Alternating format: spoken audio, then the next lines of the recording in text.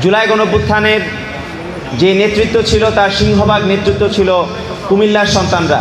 তাদের সেই সিংহভাগ নেতৃত্ব, অকুতোভয় সাহসী নেতৃত্বই কিন্তু আমাদের গত 17 বছর ধরে আওয়ামী লীগের যে নারকীয় ফ্যাসিবাদ ছিল সেই ফ্যাসিবাদকে হটিয়ে আমাদেরকে একটি নতুন বাংলাদেশ প্রতিষ্ঠা করার সুযোগ এনে দিয়েছে। এখন সময় এসেছে কুমিল্লা নগরবাসীর ভাগ্যকে বদলে দেবার, তাদের দুর্ভোগকে মোচন করার। আমরা শুরুতেই আজকে বলবো না যে আমরা কুমিল্লা নগরীর সকল মৌলিক সমস্যা আমরা সমাধান করে ফেলব, কিন্তু আমরা আপনাদেরকে একটি কথা বলতে চাই যে এই কুমিল্লা নগরীকে পরিকল্পিতভাবে একটি অব্যবস্থাপনার নগরীতে পরিণত করা হয়েছে, একটি অপরিকল্পিত নগরে পরিণত করা হয়েছে। যে অপরিকল্পিত নগরীকে যদি আমরা একটি পরিকল্পিত আধুনিক শহরে পরিণত করতে চাই তাহলে আমাদেরকে অনেক লড়াই সংগ্রাম করতে হবে। এবং আমরা বিশ্বাস করি কুমিল্লা নগরবাসী সামনের আসন্ন যে সংকট, যে লড়াই, সেই সংগ্রামে তারা আমাদের পাশে থাকবেন।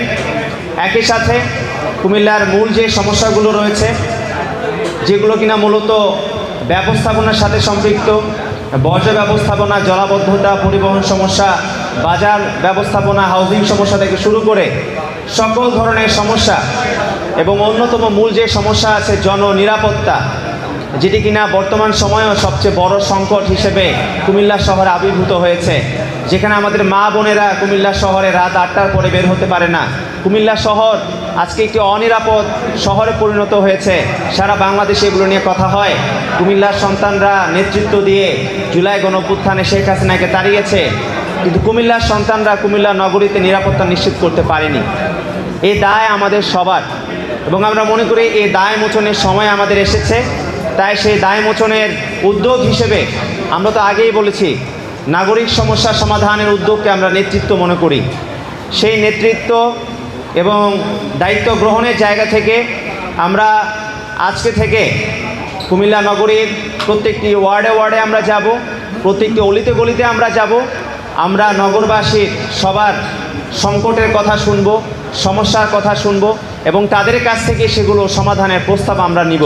এবং সেই আলোকেই আমরা কুমিল্লা নগরীকে একটি পরিকল্পিত আধুনিক সমৃদ্ধ নগরীতে পরিণত করার জন্য মেগা পরিকল্পনা আমরা সাজাবো ইনশাল্লাহ।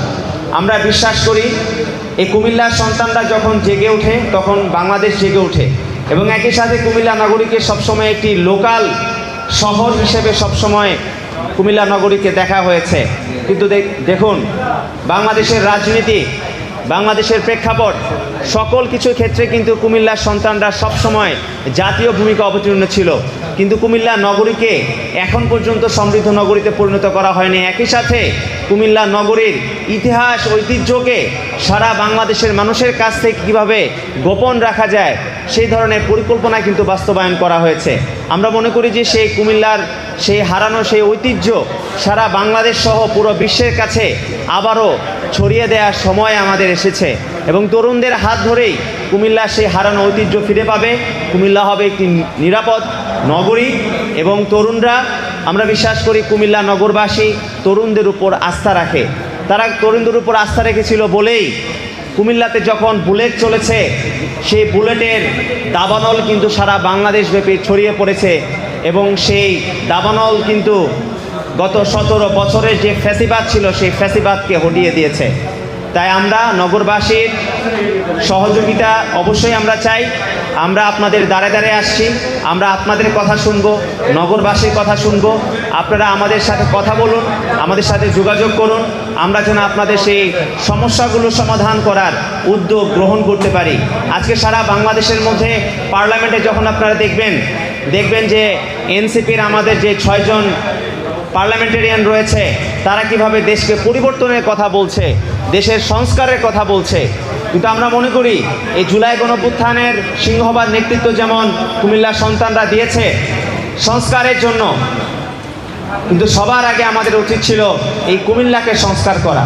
তাই কুমিল্লাকে সংস্কার করার সেই লড়াই আমরা চালিয়ে যাব, আমাদের সেই কার্যক্রম আমরা শুরু করব। সেই পর্যন্ত কুমিল্লা নগরবাসীকে আমাদের সাথে থাকার আহ্বান জানাচ্ছি।